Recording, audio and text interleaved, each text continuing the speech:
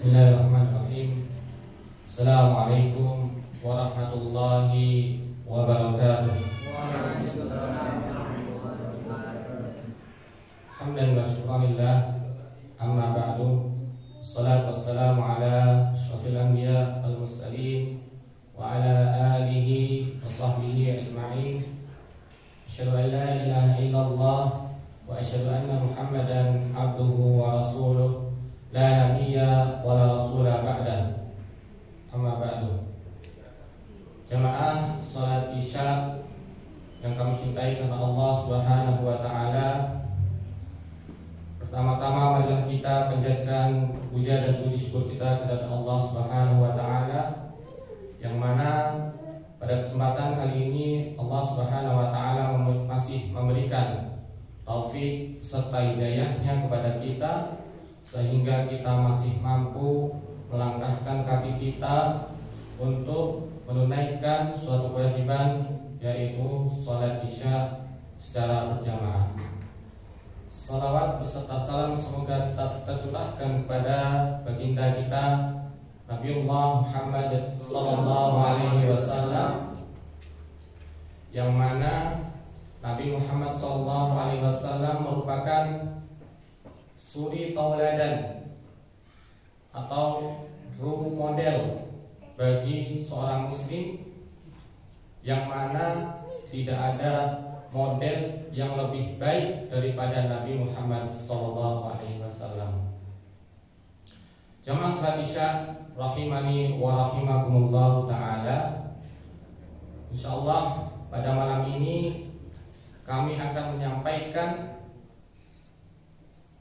4 masalah atau 4 perkara yang wajib dipelajari oleh seorang muslim, baik laki-laki maupun perempuan.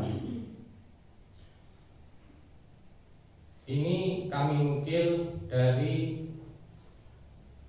tulisan Syekh Muhammad bin Abdul Wahab. Tapi jangan kita salah paham, oh Syekh Muhammad bin Abdul Wahab kan Wahabi. Tidak, Bapak Ibu. Kita mengambil dari karangan beliau, yaitu ada karya ilmiah yang sangat bagus sekali, yaitu usul salasah atau salah satu usul. Di sana beliau mengatakan yang wajib dipelajari oleh 4 hal yang wajib dipelajari oleh seorang muslim, yaitu yang pertama al-ilmu. Ilmu. Akan tetapi yang dimaksud ilmu di sini bukan sembarang ilmu. Yaitu ilmu apa? Yang beliau katakan ma'rifatullah, ma'rifatu dinihi, ma'rifatullah, ma'rifatu nabiyhi, wa ma'rifatu dinil Islam wa adillati. Ilmu yang wajib dipelajari oleh seorang muslim, yaitu yang pertama ma'rifatullah, mengenal Allah Subhanahu wa taala, zat yang wajib disembah oleh semua hamba dan makhluk yang ada di dunia ini.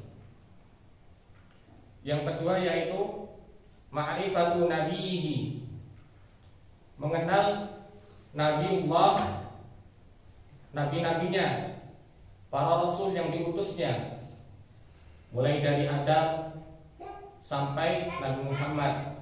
Akan tetapi nabi-nabi, banyak para ulama mengatakan nabi-nabi dan para rasul itu bukan hanya 25, akan tetapi sangat banyak sekali. Bahkan diceritakan dahulu Bani Israel itu setiap hari membunuh nabi 1. Jadi setiap hari mereka membunuh 1 nabi. Apa perbedaan nabi dan rasul? Kalau rasul itu Allah beri risalah, akan tetapi ia wajib menyampaikan, wajib mendakwahkan kepada umatnya. Sahih. Akan tetapi kalau nabi, Allah turunkan risalah tidak wajib menyampaikan kepada kaumnya atau orang-orang di muka bumi ini.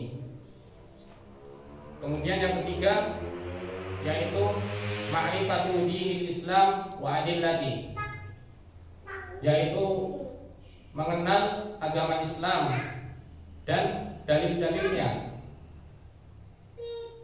atau yang kita kenal sekarang, yang sering kita pelajari, yang lebih kita kenal. Yang pertama ma'rifatullah kita sebut dengan ilmu tauhid atau ilmu akidah. Yang kedua yaitu ma'rifatu nabihi, sirah nabawiyah atau sirah anbiya. Kemudian yang ketiga yaitu ma'rifatu dinil Islam wa adillati, yang kita kenal dengan ilmu fikih yang membahas hukum-hukum Islam mulai dari thaharah sampai dengan perbudakan dan jihad dan lain sebagainya. Kemudian yang kedua yang wajib dipelajari oleh seorang muslim yaitu wal amalu bihi. Setelah mempelajari ilmu, wajib mengamalkan ilmu tersebut. Apa yang dipelajari wajib diamalkan oleh dirinya sendiri. Kemudian yang ketiga yaitu wada'watu ilaihi. Setelah seorang muslim tadi mempelajari ilmu agama, kemudian ia mengamalkan untuk dirinya sendiri, belum cukup ia menjadi baik sendiri. Akan tetapi diwajibkan untuk menyampaikan wada'watu alaihi, menyampaikan kepada orang-orang yang sekitarnya, baik kerabat, keluarga, teman-teman, atau orang-orang yang ada di sekitar ia tinggal. Hukumnya menjadi wajib apabila kita memiliki ilmu dan kita telah mengamalkan sendiri. Lalu yang ketiga yaitu kita wajib menyampaikan. Sampaikanlah walaupun satu ayat. Yang keempat yaitu was-sabru 'alal adza fihi, bersabar atas jalan dakwah. Setelah mencari ilmu, mengamalkan, kemudian menyampaikan, belum cukup seorang muslim hanya tiga ini. Allah akan menguji ia ketika ia telah menyampaikan kebenaran. Pasti Allah akan mengujinya dengan banyak rintangan, dan kewajiban ia yaitu bersabar di atas jalan dakwah, istiqomah sampai husnul khatimah. Lalu apa dalilnya? Syekh Muhammad tidak hanya menulis dengan pikirannya sendiri, akan tetapi beliau mengambil dalil yaitu surah Al-Asr ayat 1 sampai ayat 3 yang berbunyi a'udzubillahi minasyaitonirrajim, bismillahirrahmanirrahim, wal asr innal insana lafi khusr illa alladziina aamanu wa 'amilus shalihati wa tawassaw bil haqqi wa tawassaw bis sabr. Allah Subhanahu wa taala bersumpah, wal asri, demi masa, sesungguhnya manusia dalam kerugian, semua manusia dalam kerugian. Illa, kecuali, illal ladzina amanu, kecuali orang-orang yang beriman dan beramal soleh. Apakah cukup dengan beramal soleh? Wa tawassaw bil haqqi, saling menasihati dalam kebenaran, wa tawassaw bil haqqi wa tawassaw bis sabr, dan ia saling menasihati di dalam kesabaran. Imam Asy-Syafi'i rahimahullahu taala mengatakan tentang surah Al-Asr ini, hadhihi surah law kana ma anzalallahu hujjatan ala khalqihi illa hiya lakafathum. Apabila atau seandainya jikalau Allah Subhanahu wa taala tidak menurunkan surah selain surah Al-Asr, maka sudah cukup bagi Allah Subhanahu wa taala sebagai hujjah bagi makhluk-makhluknya.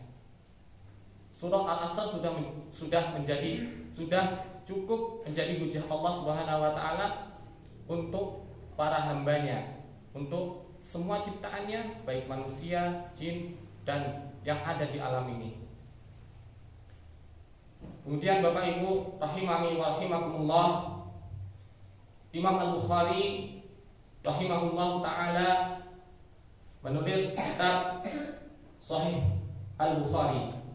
Di sana beliau menulis khusus satu bab di dalam kitabnya, yaitu Al-ilmu qabla al-qawli wal amali. Ini sangat masyhur sekali di kalangan kita. Tapi ini cetusan ide atau tulisan emas sejarah dari Imam Al-Bukhari. Berilmu atau menuntut ilmu, mencari ilmu sebelum berkata, sebelum mengucapkan dan beramal, melakukan sesuatu.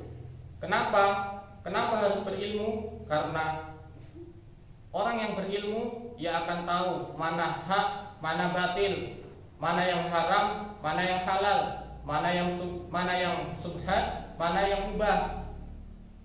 Maka seorang muslim apabila ia telah mempelajari ilmu, lalu ia bisa mengamalkan, bisa mendakwahkan, lalu ia bersabar atas dakwahnya, maka insya Allah ia akan husnul khatimah dan insya Allah akan meraih jannahnya.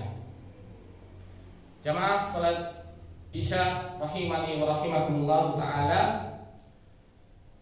Maka dari itu marilah kita saling mengingatkan di antara keluarga kita, teman-teman kita, atau kanan kiri kita, tetangga kita, agar kita saling menasehati di dalam kebenaran dan saling menasehati dalam kesabaran. Dan kita akan insya Allah ketika kita sudah saling menasihati dalam kebenaran dan saling menasihati dalam kesabaran, insya Allah kita meraih jannah secara berjamaah. Amin. Insya Allah pada malam ini kita cukupkan sekian. Apabila ada tutur kata dari kami yang kurang berkenan atau sedikit menyinggung, kami mohon maaf yang sebesar-besarnya. Kepada Allah kami mohon ampun. Akhirul kalam. Assalamualaikum warahmatullahi wabarakatuh.